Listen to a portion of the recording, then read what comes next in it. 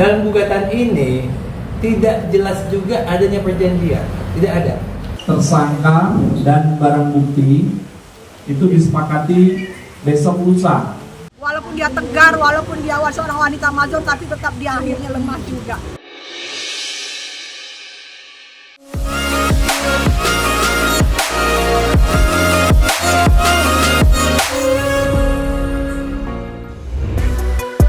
Artis Nikita Mirzani nampaknya masih harus bersabar menantikan kepastian kasus hukum yang menjeratnya. Pasalnya, masa penahanan ibunda Laura Meizani itu kembali diperpanjang selama 30 hari ke depan, terhitung sejak 2 Juni hingga 2 Juli mendatang.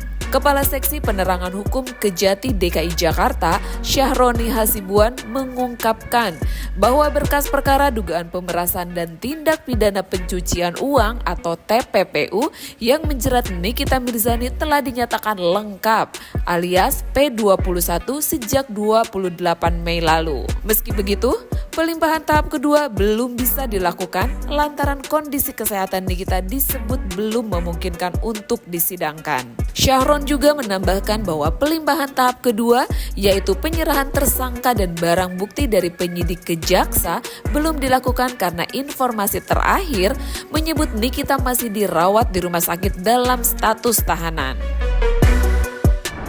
Itu dapat kami pastikan setelah kita lakukan konfirmasi ke tim penuntut umum bahwasanya sejak tanggal 28 Mei hari Rabu 28 Mei itu sudah dinyatakan berkas P21. Artinya ada pernyataan dari JPU pada penyidik bahwa berkas lengkap secara material dan formil maupun material, sehingga layak untuk dimintakan pertanggungjawaban atau disidangkan di depan majelis. Itu kira-kira minggu lalu. Pelimpahan tahap 2 sendiri gimana? Nah, untuk tahap 2 ini masih menunggu kabar dari JPU-nya karena informasi antara koordinasi penyidik dengan penuntut umum bahwasanya informasinya kitanya itu lagi dalam proses dirawat di rumah sakit Polri di Bayangkari atau yang dirujuk oleh penyidik. Jadi penuntut umum belum bisa memastikan kapan, karena penuntut umum juga kan harus proses penyerahan tersangka dan barang bukti itu kan harus kondisinya sehat sehingga bisa dimintakan pertanggungjawaban pidananya, baik badannya ya dalam kondisi sakit ya silakan nanti teman-teman penyidik seperti apa kondisi fisik yang bersangkutan atau tersangka. Berarti bisa dipastikan pelimpahan tahap 2 belum dapat berjalan lantaran salah satu tersangka sakit? Iya, informasi terakhir begitu. Per kapan? Informasi yang saya dapat sebelum kita kontak ini, saya pastikan bahwa informasi itu dari penyidik sumbernya, bahwa sakitnya kapan saya pastikan. Silakan. Yang kemarin kan ada petunjuk dari jaksa kepada pihak polisi terkait ini Bang ya. Apakah sudah dijalankan Bang, termasuk pemeriksaan terhadap 2 terlapor lainnya itu Bang? Itu udah masuk materi ya, nggak bisa ya. Nanti aja di persidangan sama-sama kita lihat. Tapi secara formil dan material bahwa berkas 2 berkas perkara ini, salah satunya yang NN ini itu sudah dinyatakan lengkap material formilnya sehingga layak untuk dimintakan pertanggungjawaban secara pidana di depan persidangan. Tapi 2 terlapor lainnya kan karena ini dalam satu rangkaian, dalam satu laporan itu bahkan ada 4 terlapor. 2 sudah tersangka, 2 lagi kan masih berproses dan terbaru kan ada petunjuk jaksa untuk melengkapi proses tersebut. Itu gimana Bang? Enggak ada bahasa petunjuk jaksa untuk artinya siapapun yang berpotensi untuk dimintakan keterangan ya penyidik wajib untuk petunjuk dari jaksa. Nanti detailnya siapa yang dimintai keterangan dalam berkas perkara, barang bukti apa, keterangan siapa itu di persidangan sama-sama nanti kita saksikan bersama. Kira-kira dua saksi. Ya berarti 2 saksi tersebut belum bisa dipastikan bahwa akan ada penyelidikan lebih lanjut, Bang ya? Tanya penyidik awal. Oke. Itu kira-kira. Ada lagi? Berarti ada posisinya di Polda apa di rumah sakit ya? Apa dibantarkan apa? Kalau sakit statusnya normalnya dibantarkan oleh penyidik ya, karena sampai hari ini kan belum ada peralihan penahanan dari penyidik ke penuntut umum. Belum. Nanti peralihan penahanannya semenjak diserahkan melalui tahap 2 lah bahasa umumnya itu, penyerahan tersangka dan barang bukti. Beralih lah dia ke tahanannya JPU ya. Dan dihitung lagi nanti. Tapi sejak kapan Pak berada di rumah? Saya tidak bisa pastikan kapan, tapi informasinya dari JPU-nya saya pastikan kan kapan rencana teman-teman JPU untuk menerima melaksanakan tahap 2-nya. Ya. Informasi dari penyidik bahwa tersangka ini masih statusnya kondisi badannya tidak fit, jadi sehingga kita pastikan dulu fit lah. Itu nggak ditentukan waktunya Pak, maksudnya sampai tanggal berapa gitu maksudnya? Kan ada penahanannya nanti. Ini kan perpanjang lagi 2 Juni sampai 2 Juli informasi terakhir. 30 hari lagi ya? Yang betul. Dari perpanjangan PN kedua atau ketiga saya tidak bisa pastikan. Tapi itu dipastikan perpanjangan penahanan. Bang, ini kan perpanjangan Durasinya penahanan. 30 hari. Oh, perpanjangan penahanan 30 hari ke depan ya? Iya betul. Nah, lalu kalau dalam 30 hari ke depan belum juga pelimpahan tahap 2, itu bagaimana? Nanti kita lihat masih ada peluang perpanjangan penahanan lagi nggak punya penyidik. Kalau ada, ya diperpanjang lagi. Tapi apa sih Pak alasannya sampai saat ini diperpanjang lagi dengan penyidik sebagai penahanan?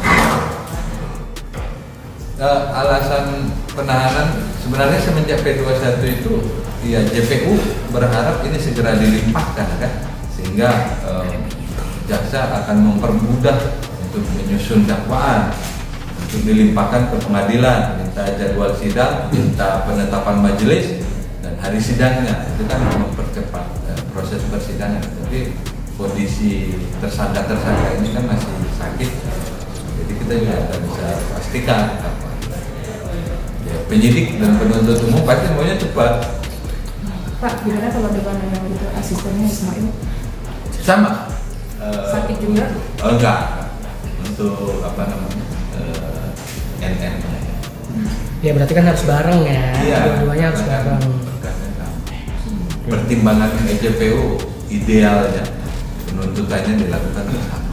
Penyidik dari Direktorat Reserse Siber Polda Metro Jaya telah menerima surat P21 dari rekan-rekan jaksa penuntut umum yang menyatakan bahwa berkas perkara dinyatakan sudah lengkap. Kemudian penyidik melakukan komunikasi dan koordinasi, disepakati untuk pelaksanaan tahap 2. Tahap 2 adalah penyerahan tersangka dan barang bukti. Itu disepakati besok lusa, hari Kamis, tanggal 5 Juni 2025.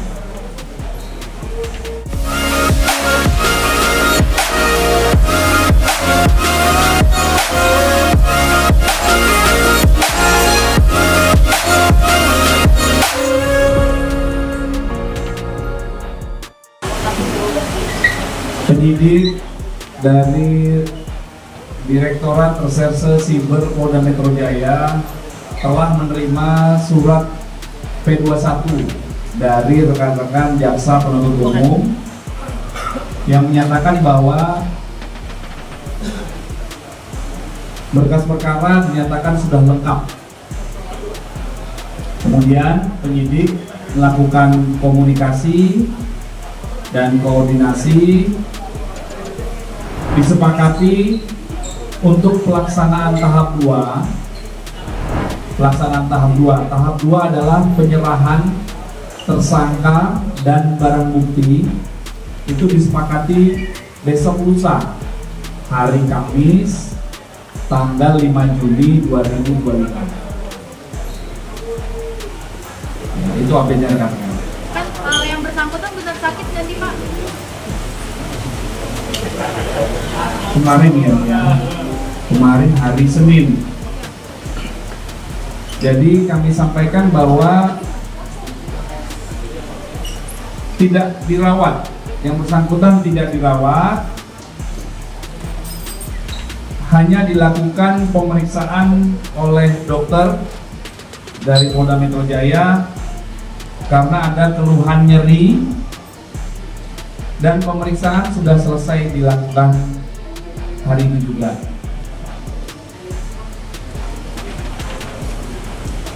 Itu kondisinya saat ini sehat ya Pak? Sehat.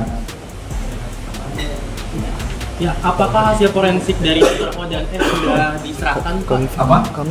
Hasil forensik Dr. S dan Dr. O. Ini yang mana? Iya Mas, yang Sama terkait kasusnya ini ini. Pak. Kan pelapornya ada 4 Pak. Ada 4. Terlapornya ada 4. Nanti kami update ya. Mohon waktu ya. Kamis jam berapa Pak? Nanti kami update lagi. Jelas hari Kamis 5 Juni 2025. Tapi untuk diagnosis penyakitnya yang hari Senin itu hanya nyeri aja Pak? Nyeri bagian apa atau apa Pak? Ada Ya. Ada yang mengkhawatirkan nggak Pak? Dilakukan pemeriksaan oleh dokter Polda Metro Jaya dan itu langsung selesai. Dalam hal ini dibuka hasil lab forensiknya, itu akan tertera gitu bagaimana keterkaitan antara yang dilaporkan oleh kami 4 orang ini dan 4 peristiwa yang disebutkan tadi. Seperti itu.